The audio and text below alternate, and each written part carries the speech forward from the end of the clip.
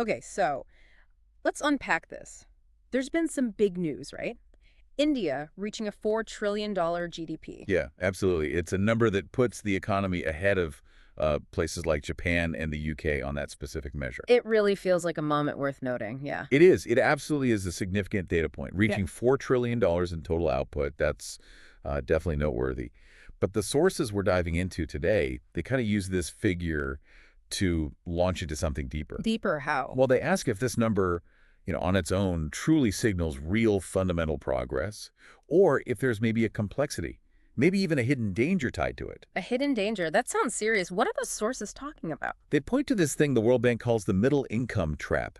It's this economic phenomenon. Countries get past low income status, they become middle income, Hmm? but then they just seem to get stuck. Stuck. How so? Their growth kind of falters. And they Yeah. really struggle to make that final jump to becoming truly high income economies. So development just slows right down once they hit that middle bit. And this isn't just like a theory. Oh, not at all. The sources specifically name countries like Malaysia, Brazil, South Africa, Thailand, Hmm. places that are often cited as, well, facing this exact challenge. Hmm.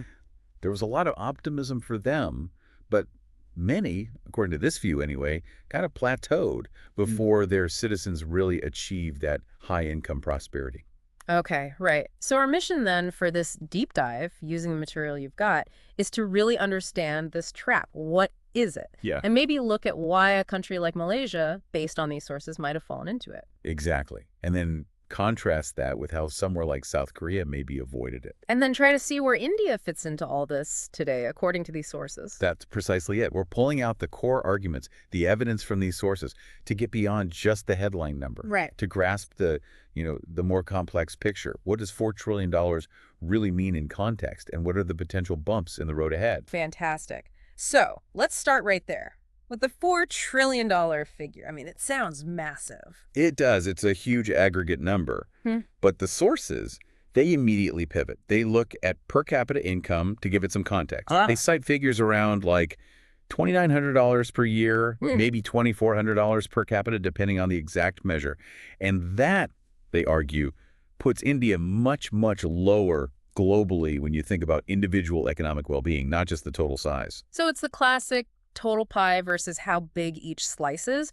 And the sources really hammer this internal difference, don't they? They talk about one India celebrating the GDP. Yeah, versus the other India that's still dealing with really basic daily struggles. Right. They use some pretty stark examples.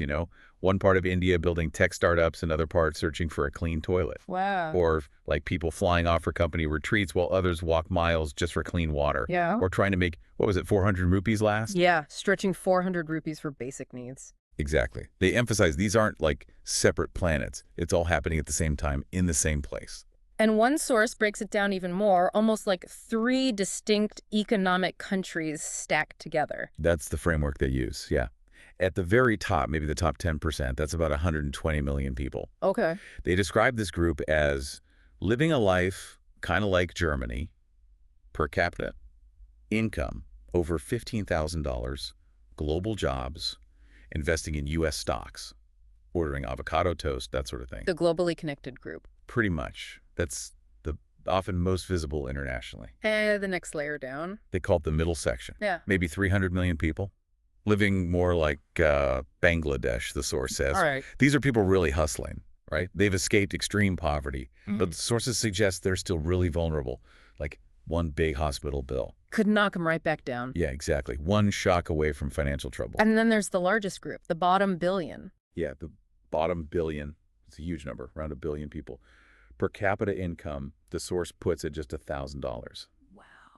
And they state pretty bluntly, this group faces conditions more like parts of sub-Saharan Africa, lacking basic sanitation, reliable electricity, digital access, just very limited opportunities. They mentioned the railway tracks example. Yeah, the tough image of railway tracks being used as bathrooms because there aren't facilities. It's a stark picture. So for the source, hitting $4 trillion GDP with these huge internal gaps, that makes it an incomplete story. That's the conclusion they draw, yeah. The big number itself doesn't tell you about wealth distribution or the daily reality for most people. And for the source, understanding this division is key to understanding the risk of that middle income trap. Okay. Let's shift to the case studies then. Malaysia. The sources use it as a kind of classic example of getting stuck. What was their starting point? Well, back in the 1960s, Malaysia was definitely poor. Sources say income was around $230 a year, poverty at 50%, literacy also around 50%. A tough place to start from.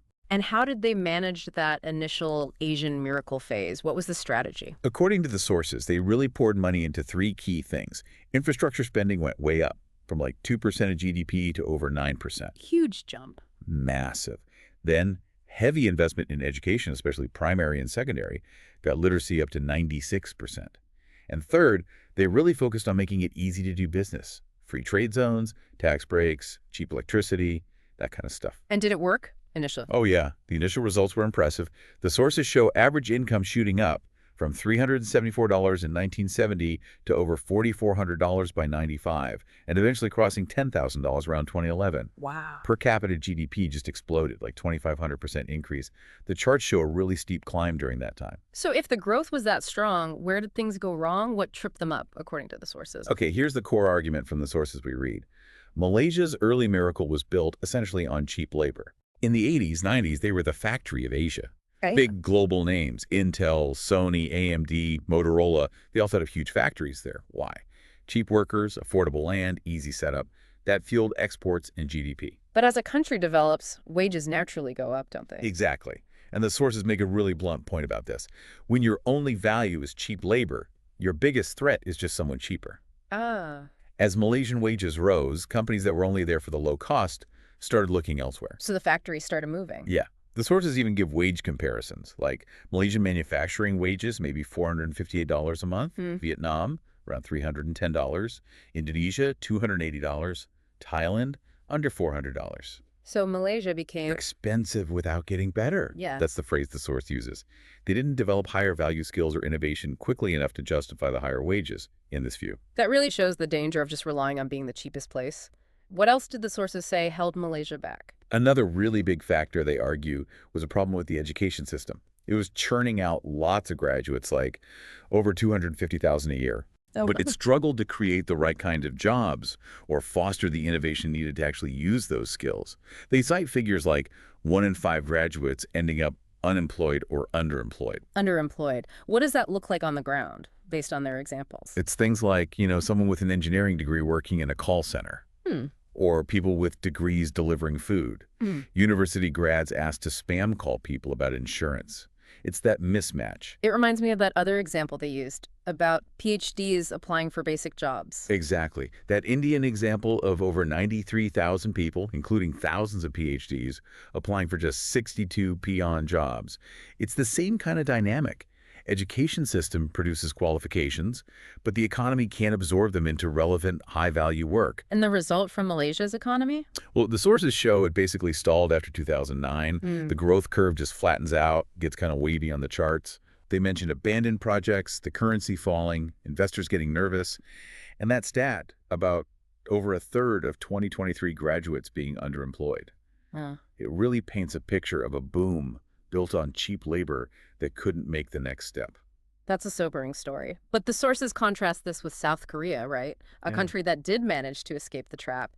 How is their path different? Yeah, South Korea's start was even tougher, arguably. Poorer than Malaysia in the 60s, like $150 per capita. Still recovering from war, hugely dependent on foreign aid. So starting from way behind, how did they chart such a different course?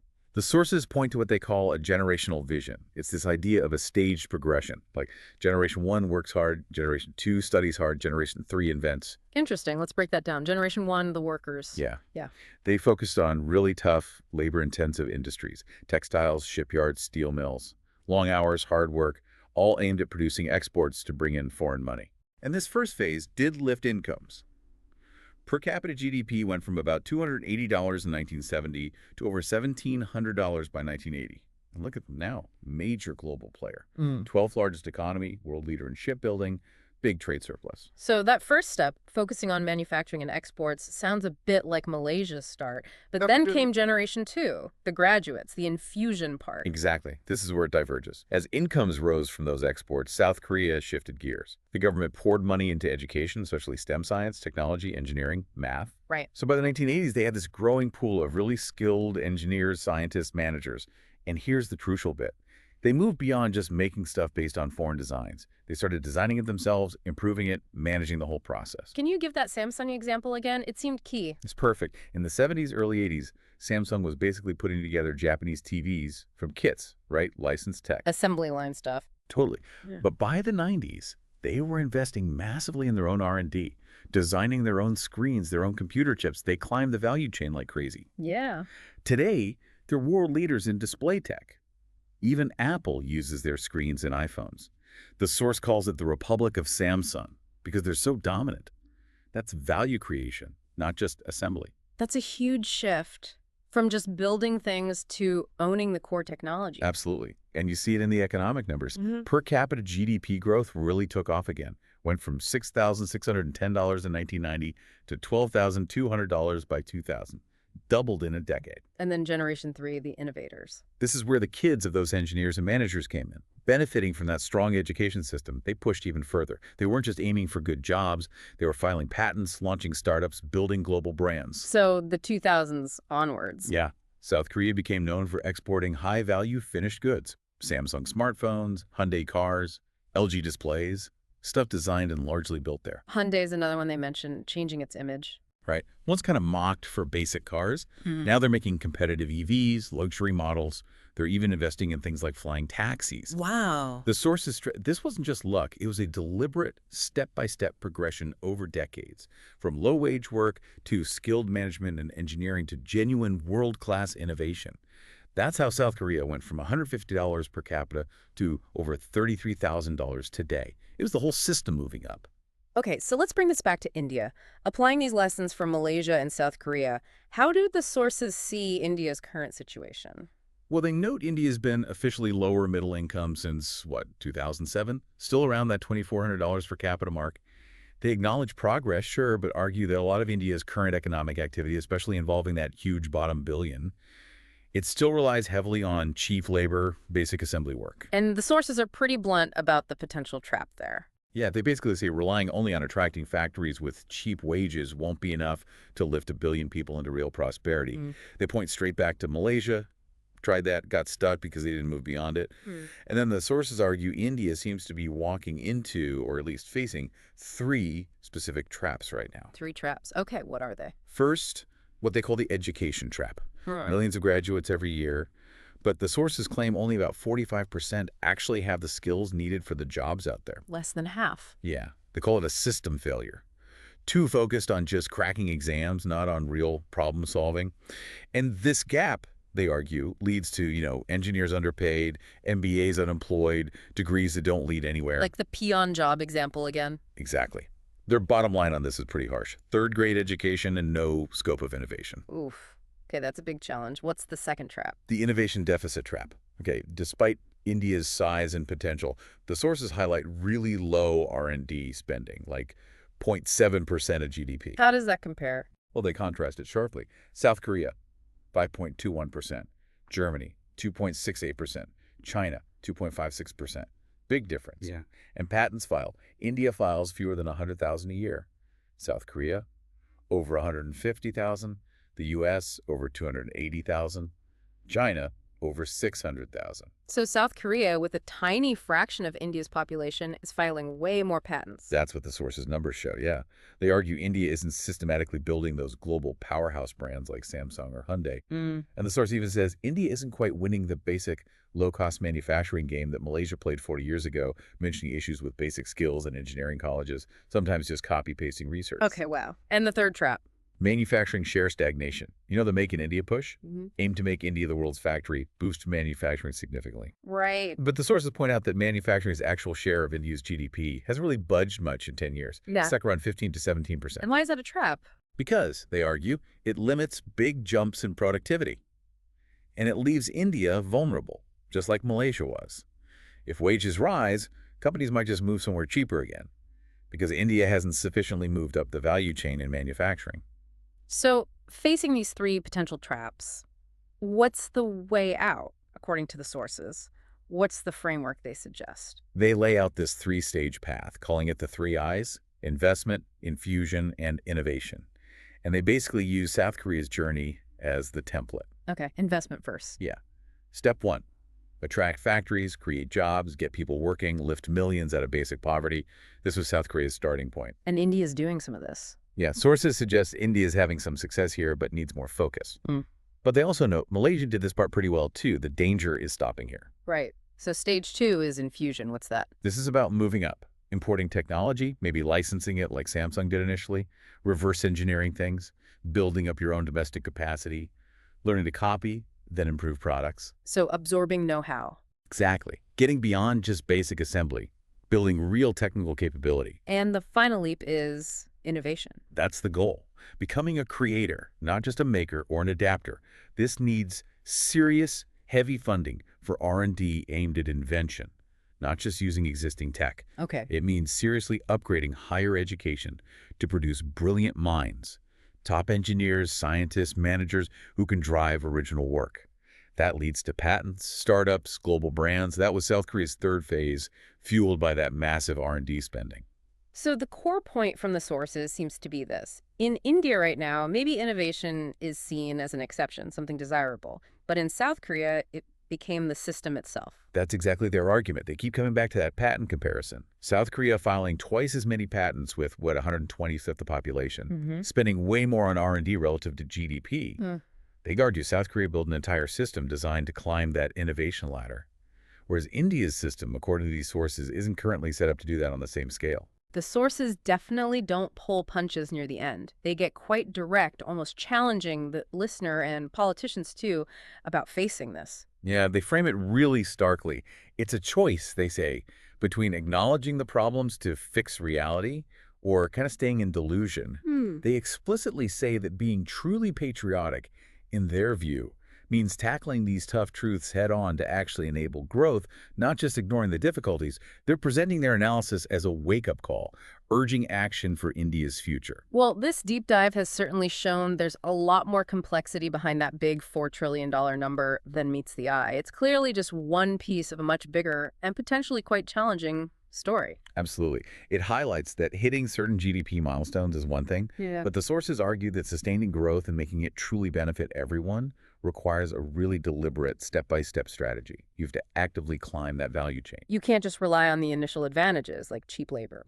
Exactly. Moving from just attracting investment to really infusing technology and building domestic skills, and finally creating a system that drives genuine innovation through education and R&D.